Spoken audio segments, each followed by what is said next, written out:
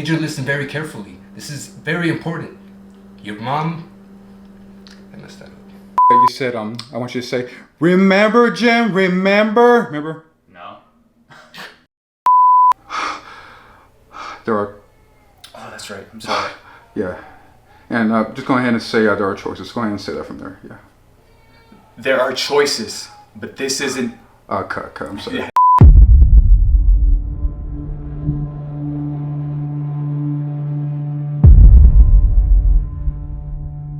Danny Duran here. Lection was one heck of an experience. I got to work with new actors, new storylining, new take of the exact same story that I wanted to do for Maintenance. But Lection took a whole new different turn, in my opinion. Working in this one just seemed so much more real. Like, the story itself, the way how it just came to be, it was more of a type of divine encounter when it comes to making certain decisions or choices. But honestly, for this one, the way how it was just set up, it was more of a message that can touch so many people in different many ways. It doesn't really have one defining message. It can have multiple different ones for one person. And that is the type of take that Lection will give you. But for me, what kind of lection do I take? The way how I came up with Lection, it was just a word that I thought it sounded more like frequent when it comes to making a movie. But the way how it came out to be, it was more of a type of a word that I didn't know that it could occur, which means a divine encounter, such as being in a church or anywhere.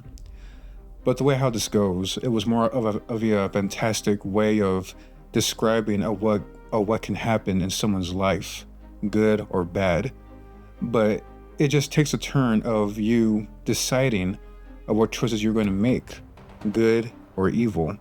We have to let things go when it comes to being grudgmantic, which means not forgiving people, but not only that, but wrong, bad choices. We are seeing right now like how people are in the world right now when it comes to making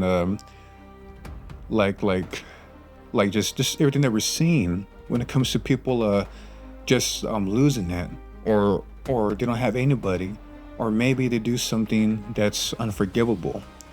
But the way how the story goes, it just shows you that there's only one way to go. Everybody has a choice, but are you going to pick that one way? That one way is making that right decision, of course. We all have an angel and a demon on your shoulders, not in a characteristic comedic way in cartoons, but the way how we deal with it in real life. You can either go this way or that way, but the way how this film takes is discerning of doing the right choice. Of course, you have an idea, and of course that your mind will tell you, wait, do it this way. But sometimes it's not always the case. We always have to know, what are we going to do that's going to change and benefit tomorrow or everybody that you love around you for the better. But it doesn't come from your own standards. It comes from a higher standard, which means believing in God, of course. And if that's the case, then of course that it does take amount of faith to even get to that type of level of making the right decision. Remember, Jim? Remember? And you went to that farm. You saw that feather. That was me, Jim. No. Ever since I got caught up with all you, you've done nothing but ruin my life. Pero hasta ahora ustedes no han hecho nada sobre la situación. Pensaban que solo se iba a resolver el asunto. I'd probably do it more often if I had someone to run with. My friends are lazy jerks. What do you recommend? I'm sorry, what was your name? What do you recommend to drink, Claire? Curtis Wayne was such a good pick for this role. I found him on social media, of course, and when he sent me his reel, I just noticed how much skill I'm actually looking forward to. That I'm actually looking for in him to play this role for RAZ, the angel. And Raz's character, he's just so determined to be his definite guardian for James. And what James did in the first film with the two other angels and Maintenance, he was confused, of course, but it was only a messenger that he was dealing with. But in this one, Raz was the real deal. And the way how Curtis brought this character to life in his own standard, he understood where the character was coming from. I didn't even need to tell him. I told him how the character needs to sound, but he already understood where the character needs to go already.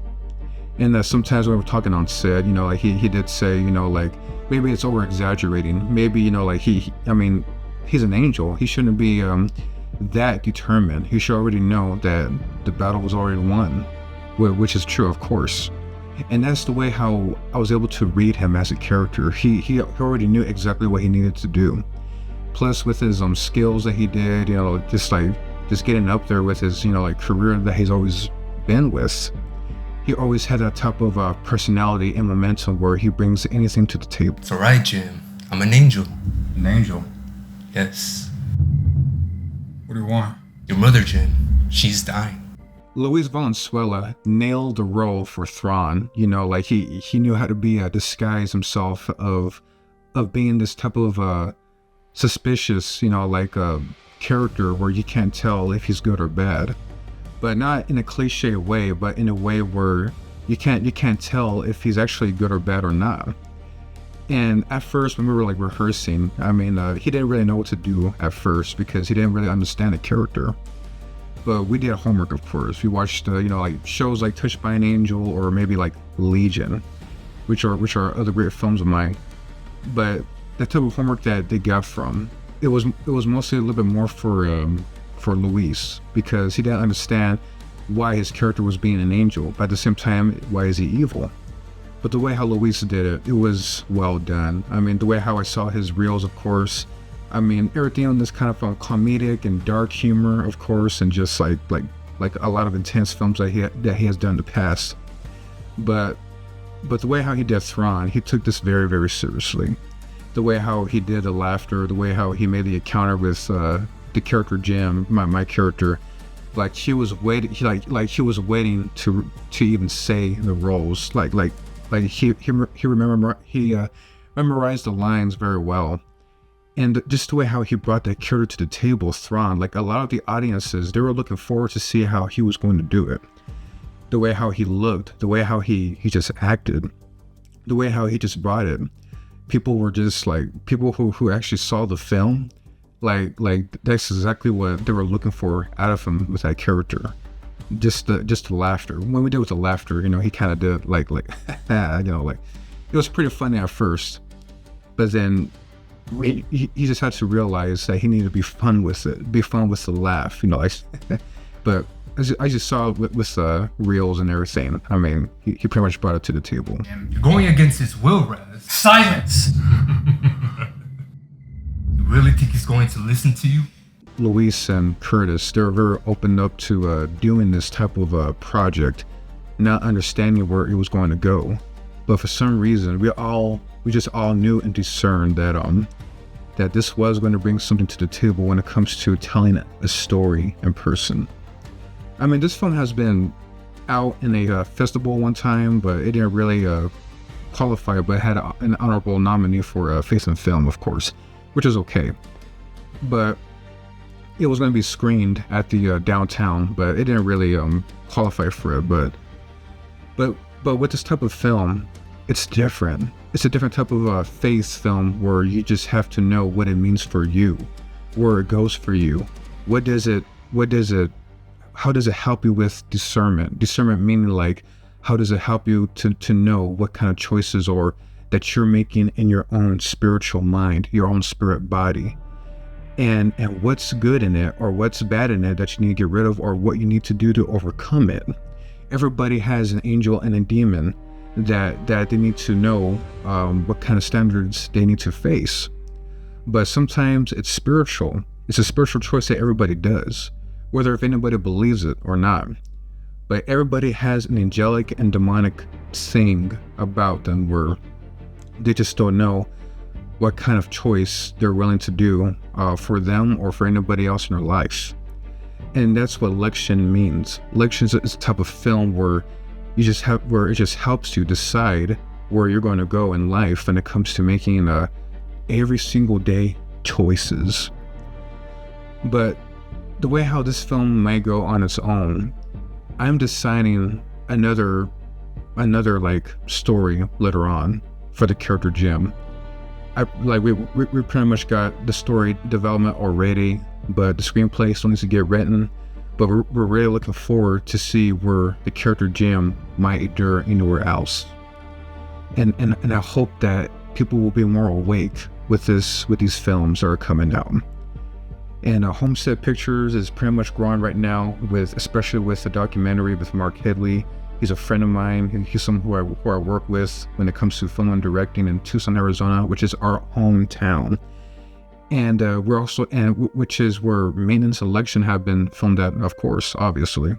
But many more films and filmmakers here in Tucson, Arizona are working hard to make their way into to make this a new type of Hollywood stand in the film industry is Tucson, Arizona. But Lection was one heck of an experience.